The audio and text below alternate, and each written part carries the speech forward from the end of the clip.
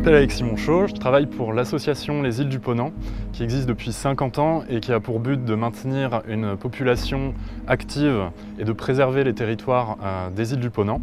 Depuis le mois de septembre, sur les îles de Ouessant, Molène et Saint, qui sont les 3 îles qui ne sont pas reliées au réseau électrique du continent, j'accompagne également les gens sur des diagnostics de photovoltaïque avec le cadastre solaire du SDEF, qui permet d'avoir tout de suite une estimation de la production annuelle et en comptant le surcoût insulaire sur les îles.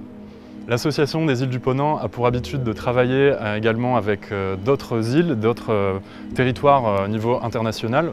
Par exemple, la Fédération des petites îles européennes, auquel l'association des îles du Ponant est inscrite, qui permet d'échanger sur les thématiques communes entre les îles.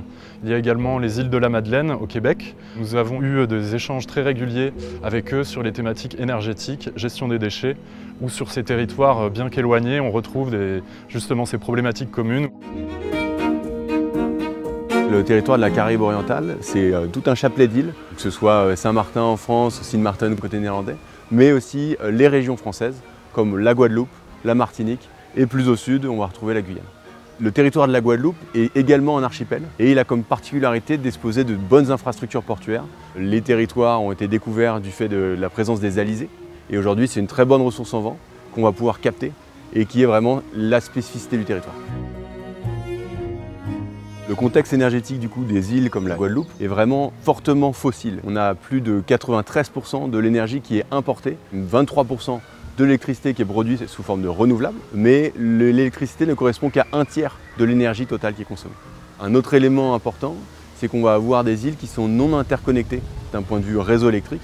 Donc aujourd'hui, si on regarde la métropole, on va être connecté à l'Allemagne, on est connecté à l'Espagne, et ce n'est pas le cas des territoires insulaires. Aujourd'hui, ces territoires, on a un objectif d'augmenter la part d'énergie renouvelable dans le mix énergétique et si possible, évidemment, avec des ressources qui sont locales. La contrainte associée à ça, c'est évidemment une contrainte plutôt d'ordre politique, qui est plutôt socio-économique. L'idée de pouvoir produire localement avec des emplois locaux et de la ressource en local. Et c'est ce qu'on propose avec Farwind Energy.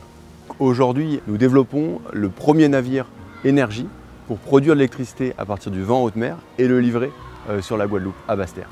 Donc les perspectives au-delà de la Guadeloupe, c'est d'aller toucher d'autres territoires de la Caraïbe, mais également avec un autre vecteur énergétique, l'hydrogène vert, pour décarboner le transport lourd, comme par exemple des bus, mais également du transport par exemple de conteneurs au sein même du territoire.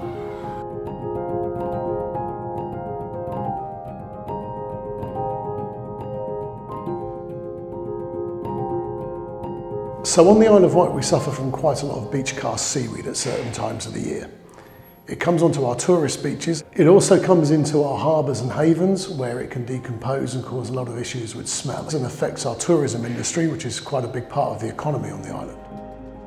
The Isle of Wight prides itself on its green energy credentials. We've got a lot of photovoltaic, we're installing some big tidal turbines, and the project really looked at whether beach cast seaweed had a part to play in that through anaerobic digestion.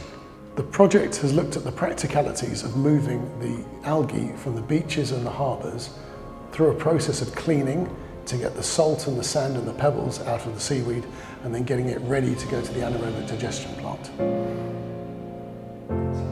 So the project has really looked at the numbers that drive the business case. We've looked at the value of the seaweed, we've looked at the cost of moving the seaweed, and so we're now in a place where we can start to look at a practical business case for the investment in the plant and machinery required to deliver a valuable feedstock to the anaerobic digesters.